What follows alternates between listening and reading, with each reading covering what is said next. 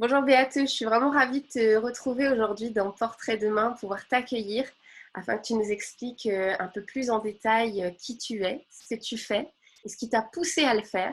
Parce que je sais que tu as vraiment un parcours hyper riche et je suis ravie de t'accueillir aujourd'hui pour que tu nous en parles et que tu nous montres vraiment toutes les valeurs ajoutées que tu peux apporter à tes clients. Laurie, je suis ravie d'être là aujourd'hui et de donner mon témoignage. Justement, on entend un petit accent. Il vient d'où ce petit accent? Bah, ce petit accent, comme mon prénom d'ailleurs, vient de l'Allemagne. Donc, je suis née à Regensburg, c'est une petite ville à côté de Munich. J'ai grandi là-bas, j'ai fait mes premiers pas dans ma carrière professionnelle en Allemagne avant de venir en France. Waouh! Et qu'est-ce qui t'a amené justement en France? Bah, comme c'est souvent le cas, c'est l'amour. Waouh! À un moment donné, le rencontre avec mon mari d'aujourd'hui m'a fait venir en France. Et je suis installée ici maintenant depuis 15 ans. Waouh! Et alors du coup, ce que tu faisais au niveau de tes activités en Allemagne, comment ça s'est passé quand tu arrives justement en France? Qu'est-ce qui a fait aujourd'hui que tu travailles de cette façon-là en France? Moi, j'ai démarré ma carrière en tant qu'avocate d'affaires en Allemagne. Je travaillais pendant 10 ans à Munich avec une spécialité sur le droit immobilier. J'ai représenté pas mal d'entreprises dans le monde immobilier. Et quand je suis venue en France, après une petite immersion dans la culture et surtout la langue, j'ai pris une poste ici dans un groupe immobilier pour leur développement en Allemagne. En fait, c'était pour moi vraiment une très belle occasion parce que je pouvais notamment profiter de mon expérience que j'ai eue en Allemagne pour aider à développer une entreprise française et travailler sur leur développement à l'international, notamment en Allemagne, Suisse et Belgique. Et de toute façon, comme j'étais toujours intéressée dans tout ce qui est international, et je fais d'ailleurs aussi mes études dans plusieurs pays, notamment en Italie et aux États-Unis. Du coup, c'était pour moi aussi l'occasion vraiment de travailler encore plus à l'international et aussi faire vraiment cette lien entre l'Allemagne et la France qui m'est toujours chère encore aujourd'hui. Waouh. Et du coup, aujourd'hui, tu ne fais plus cette activité. Donc, qu'est-ce qui t'a poussé justement à venir à faire ce que tu fais aujourd'hui? Qu'est-ce qui m'a poussée? En fait, bah, je suis restée dans ce groupe immobilier pendant 10 ans aussi, où je travaillais notamment au sein de différentes directions pour le développement à l'international. Et à un moment donné, on a été racheté par des fonds d'investissement qui ont arrêté les projets internationaux. Et du coup, pour moi, c'était une occasion de me réorienter, de revoir ce que je pourrais faire au sein de cette entreprise ou aussi ailleurs. Et du coup, à ce moment-là, j'ai fait un Executive MBA à HEC. C'est un parcours de 18 mois où on parcourt vraiment tous les différents aspects d'entreprise. Et ça m'a permis encore d'intensifier un peu, comment dirais-je, mon profil en tant que plutôt généraliste parce que après 10 ans où je travaillais pour ce groupe français, j'ai parcouru vraiment tous les différentes directions et je n'étais plus du tout spécialiste en une seule domaine, mais j'avais plutôt une vue 360 sur l'entreprise et ce parcours avec HEC, ça m'a vraiment permis d'intensifier ça. Et ça m'a permis aussi de mettre un peu à plat, c'est ce que m'intéresse vraiment, c'est ce que me motive. On se pose plein de questions. C'était peut-être aussi une question d'âge à ce moment-là, à la quarantaine, ou mi-quarantaine, on se pose plein de questions. Et je me suis dit, mais qu'est-ce que je veux faire vraiment? Qu'est-ce qui m'intéresse? Ou qu'est-ce que aussi un peu mon fil rouge pendant toutes mes activités? Et je revenais toujours un peu au même. C'était vraiment ce qui m'a toujours intéressé, c'était l'international, c'était surtout la diversité. La diversité, c'est-à-dire travailler avec différentes personnes, personnalités, travailler avec différents pays. Moi, je trouvais ça toujours très enrichissant. Et en même temps, j'avais quand même constaté dans certaines professions, notamment quand j'étais avocate, on en profite très peu parce que c'est un métier où on est très seul. Même dans les grands cabinets, on travaille plutôt seul sur ces dossiers. Il y a assez peu d'échanges en comparaison avec d'autres entreprises ou d'autres métiers. Et après, ce que j'ai aussi constaté dans l'entreprise où je travaillais en France, qu'on parlait de l'international, on parlait de la diversité, mais après, on ne faisait pas beaucoup vraiment pour en profiter.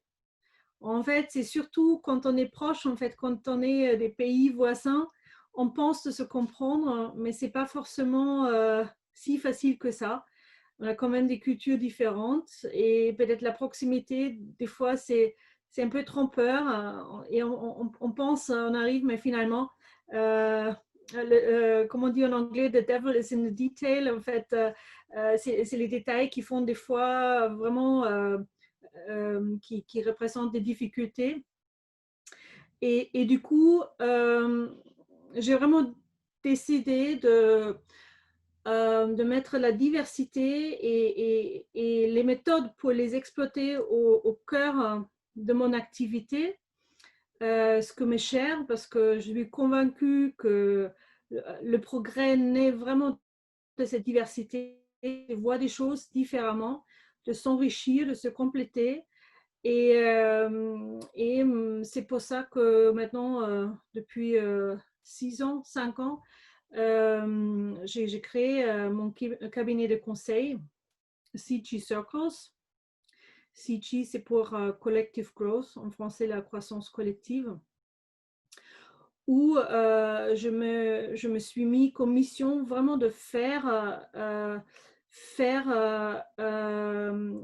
exploiter et profiter ou faire profiter de la diversité en utilisant l'intelligence collective qui en est et suite à ça, d'apporter une plus-value pour des entreprises et pour des entrepreneurs. Génial. Donc, du coup, effectivement, on voit que tu peux t'adresser à la fois à des gens en tant que chef d'entreprise, donc individuellement finalement, enfin, même s'ils sont en groupe, individuellement pour réfléchir, pour avancer dans leur business, et en même temps dans les entreprises où il y a des équipes, où il y a vraiment, ça peut être vraiment une échelle beaucoup plus grande, beaucoup plus grosse, et là où il faut structurer dans l'entreprise même. C'est ça? Oui, c'est exactement ça. En fait, aujourd'hui, j'interviens sur 2 axes. Premier axe, c'est inter-entreprise, où j'ai créé des groupes d'entrepreneurs, chefs d'entreprise pour des réflexions communes sur leurs enjeux, leurs défis entrepreneuriaux. Et ça, c'est vraiment un moyen pour échanger avec des pairs, c'est-à-dire avec des personnes qui se comprennent, qui sont dans la même situation, mais qui sont peut-être qui viennent d'autres industries, d'échanger sur des problématiques qu'on puisse avoir et trouver ensemble des solutions, des idées qu'on ne peut pas avoir tout seul. Et ça, c'est une approche très riche qui vient plutôt des pays anglo-saxons. En fait, aux États-Unis, c'est un concept qui fait partie vraiment de l'environnement entrepreneurial. Et tous les grandes entrepreneurs s'entourent avec d'autres entrepreneurs pour des réflexions approfondies. c'est pas une question de, c'est pas une, comment dire, c'est pas une forme de réseau, même que il y a bien sûr un effet secondaire en réseautage, mais là on parle plutôt des mini-groupes qui se rencontrent d'une manière régulière et structurée pour échanger en profondeur sur leur sujet. Et ça, c'est extrêmement bénéfique parce que c'est un énorme soutien. Ça apporte la clarification et c'est comme une sorte de board, de board alternative où on a d'autres compétences autour de la table qui apportent à son propre challenge. Et du coup, ce que les participants disent souvent, en fait, c'est vraiment un booster et on arrive beaucoup plus vite à prendre des décisions et on est rassuré sur ces décisions. Et je crois que c'est ça qui fait vraiment le succès de ce formule parce que le dirigeant euh, est seul, hein, c'est la solitude du dirigeant. Et là, par l'échange avec des pairs, très vite, on crée des vrais liens d'entraide qui aident vraiment à trouver plus vite, plus rapidement des décisions. Voilà, ça c'est mon premier axe de travail. C'est des groupes de pairs qui durent minimum 6 mois, mais qui peuvent aussi se prolonger. Je crois le groupe qui roule chez moi maintenant depuis longtemps, je crois ils sont ensemble maintenant. En septembre, ils vont entrer dans leur 5e année. En fait, ça s'inscrit vraiment dans la durée et le plus on se connaît, le plus on peut aussi s'aider mutuellement. Voilà, ça c'est le premier axe de travail.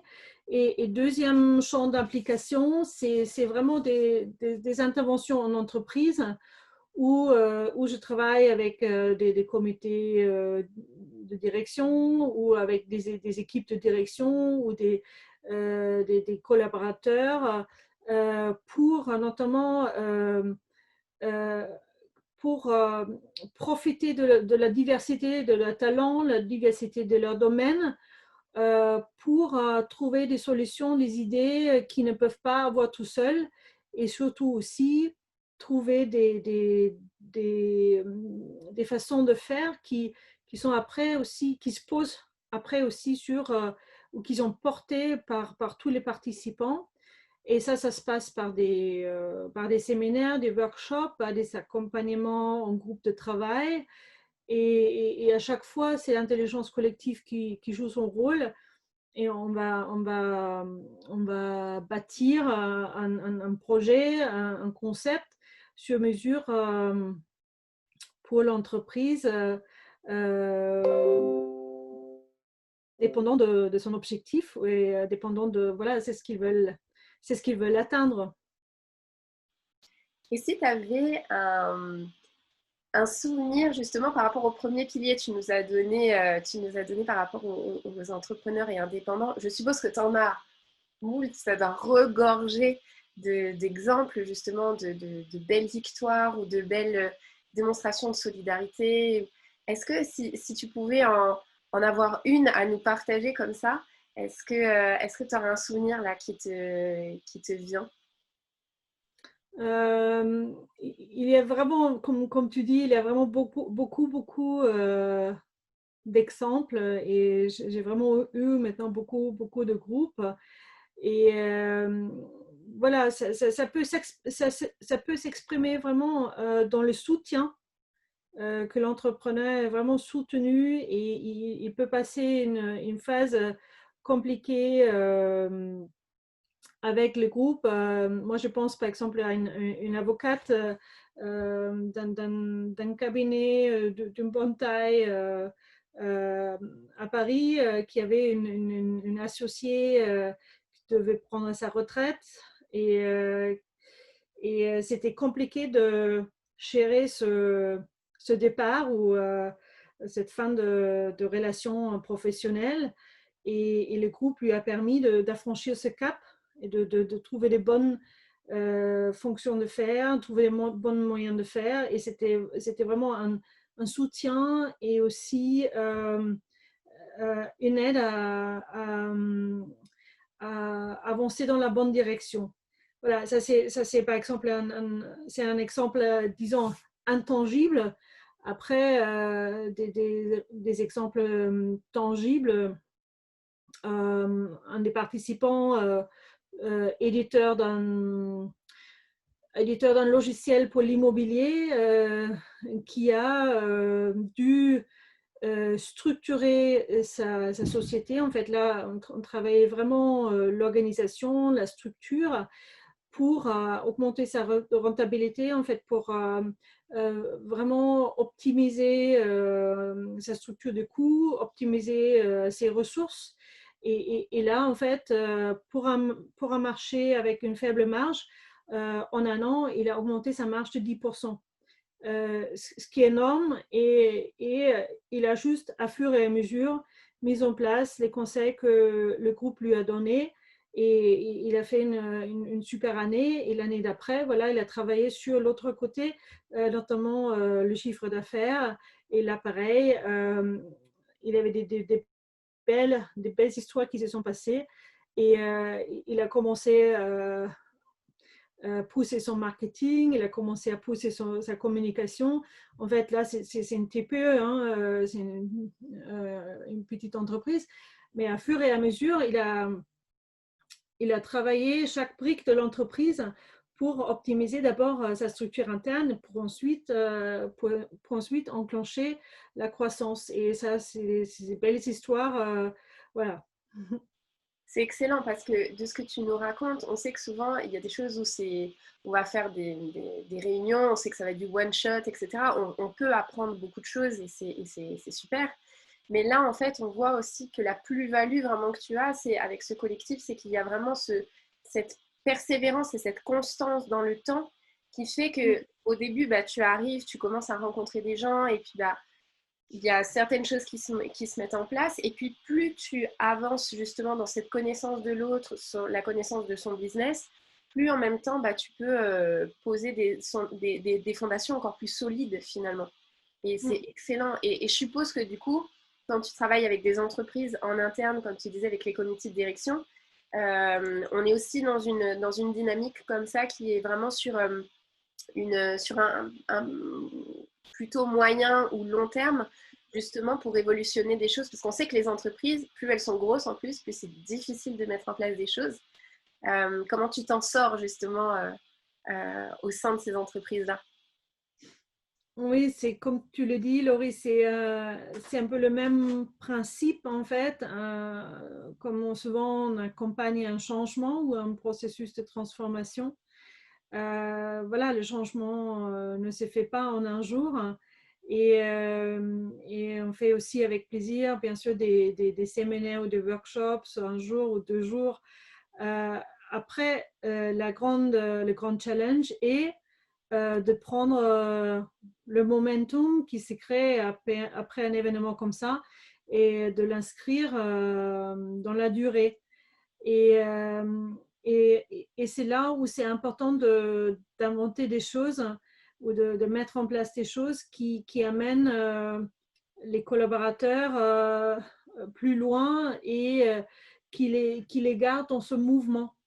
Et pour ça, c'est toujours intéressant, notamment après, d'ajouter une brique de gestion de projet ou de groupe de travail ou des points réguliers pour vraiment garder cet dynamisme, et aboutir à quelque chose avec une belle plus-value. Super, merci. En tout cas, par rapport à ce que tu nous disais, je vois vraiment aussi la transition. Tu nous disais vraiment que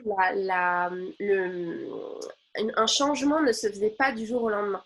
Et on vient de passer un événement qui nous a un peu arrêté justement du jour au lendemain, et avec le Covid, et on nous disait, on a beaucoup entendu parler du monde de demain, et que le monde de demain allait être vraiment différent, et comme si finalement, en un claquement de doigts, quelque chose allait complètement changer. Et finalement, de ce que tu nous dis aussi, et puis bah, de ce qu'on voit, il y a des choses qui sont effectivement progressives, qui mutent au fur et à mesure. Mais effectivement, on est plutôt dans des temps de transition et pas quelque chose d'instantané. Et j'aimerais bien savoir si tu pourrais nous expliquer comment toi, tu as vécu cette période du confinement et ce que tu as pu mettre en place pour rebondir, parce que je suppose que tu n'as pas pu être sur site ou faire des meetings avec des entrepreneurs, à moins que ce soit par Zoom ou autre, mais si tu peux nous en parler un peu plus. Ouais, ouais. Bah, déjà, je crois la différence, notamment par rapport à un changement qui est déclenché dans les entreprises d'une manière volontaire, et c'est ce qui nous vient de tomber dessus. La grande différence, c'est la capacité des personnes à s'adapter. En fait, dans un processus de changement, on peut planifier ça, on peut les amener, on fait pas mal de choses pour vraiment faciliter le changement. Là, le changement est venu, en fait, le changement, c'était plutôt un événement est venu, et après, il y avait un certain nombre de personnes qui ont été peut-être plus rapidement capables de s'adapter, et d'autres ont besoin plus de temps. Du coup, là, on a vraiment aussi un décalage par ça, et ça rend aussi des fois des choses, voilà, ça rend des choses aussi plus difficiles dans le cas de figure où on est. Et pour moi, personnellement, déjà, il y a pas mal d'accompagnements qui ont continué, mais qui se sont transformés en accompagnement digital, notamment par des vidéoconférences Zoom, comme on le fait là, mais aussi en utilisant autres outils qui existent déjà avant, mais qui ont été utilisés maintenant de plus en plus. Et après de mon côté, comme tu le sais, parce que tu as participé et grâce à ça, on a pris un peu plus connaissance. J'ai créé une initiative d'entraide dès le début du confinement. En fait, c'était au moment où notre président annonçait que les restaurants et cafés vont fermer. Je me suis dit, mais dans ce cas-là, je vais ouvrir un café virtuel pour mes amis entrepreneurs, mes clients, mes partenaires.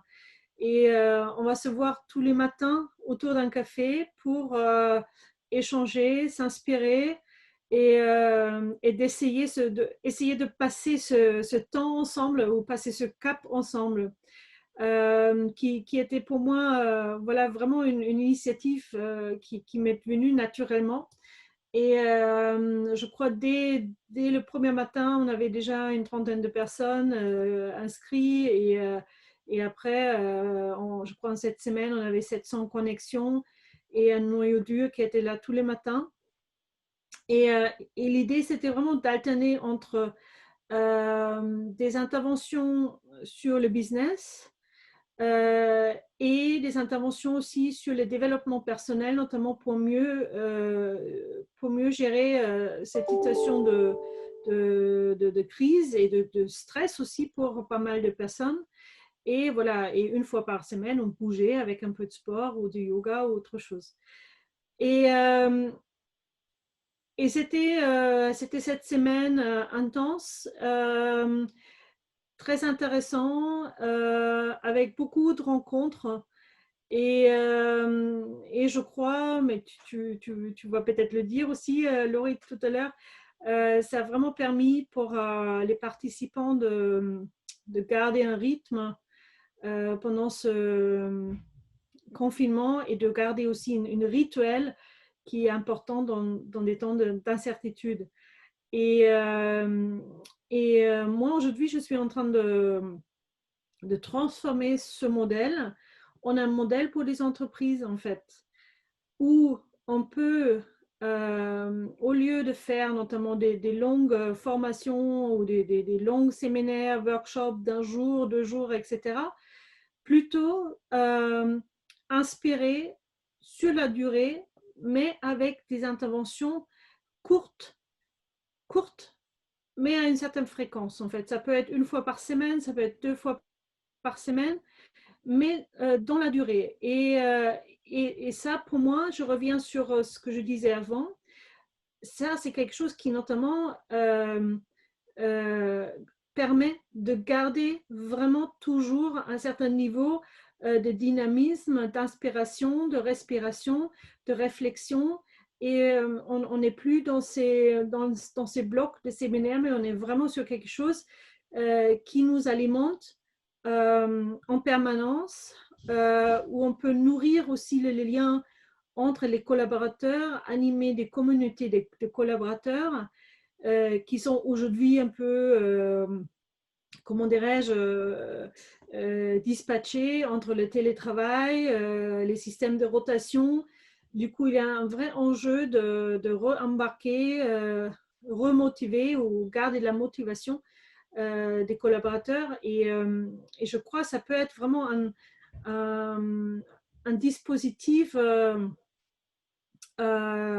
génial pour créer et maintenir le lien entre le manager et les collaborateurs dans la durée. Alors, je rebondis vraiment sur ce que tu dis. Effectivement, déjà en plus, je te remercie publiquement pour cette initiative parce que très honnêtement, moi, elle m'a beaucoup aidée. Elle m'a vraiment aidée. On s'est retrouvés au moment du confinement, on s'est retrouvés vraiment dans une situation difficile et où tout s'était arrêté.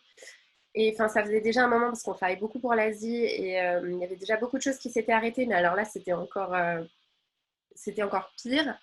Et en plus, on fermait l'atelier et en plus, on n'était pas avec les équipes. Et puis, à la base, on fait vraiment un métier manuel.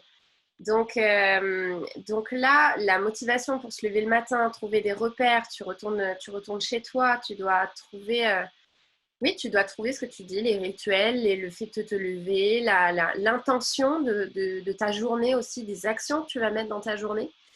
Et c'était pas si simple.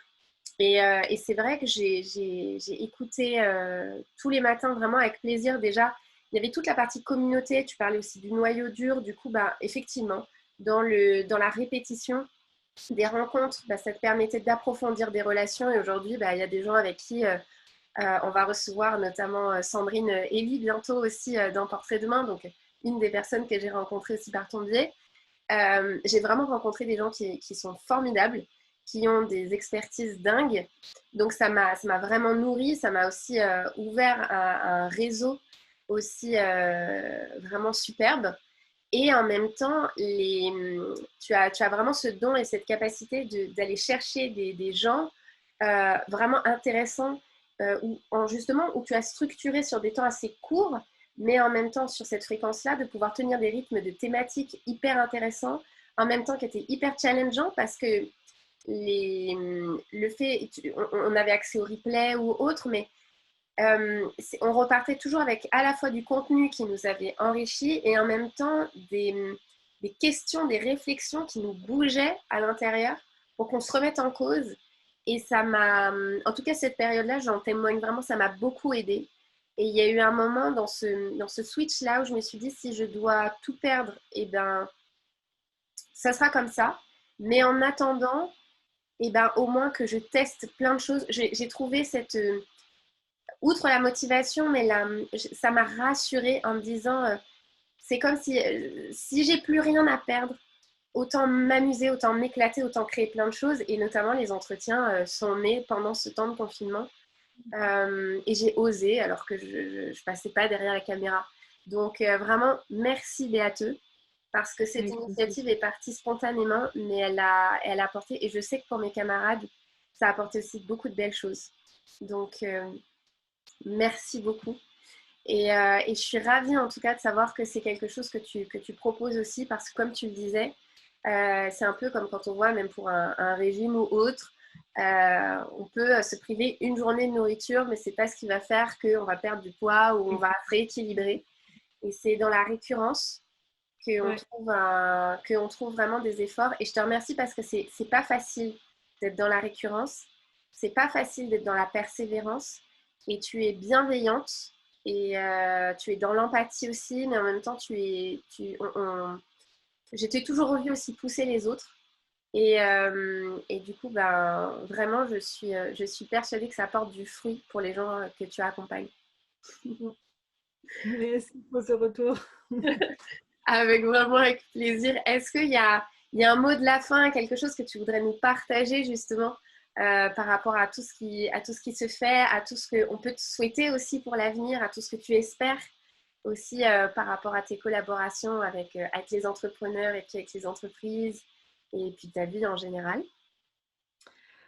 Qu'est-ce que je souhaite? En fait, déjà, je souhaite qu'on va bientôt laisser cette épidémie derrière nous. Je souhaite aussi à toi, à nous, qu'on reste en bonne forme. Et, euh, et je crois que c'est comme toute crise, il y a aussi des opportunités et qu'on puisse vraiment rebondir, qu'on puisse trouver des nouveaux fonctionnements qui sont peut-être plus adaptés, qui sont le fruit de c'est ce qu'on a vécu et qui peuvent encore mieux s'inscrire dans notre new normal de demain. Yes, toute cette quête de sens. Mm. Merci beaucoup, Béatrice. C'était vraiment un plaisir de t'accueillir sur Portrait demain. Et puis, j'espère qu'on va se revoir très vite en vrai. Merci Laurie.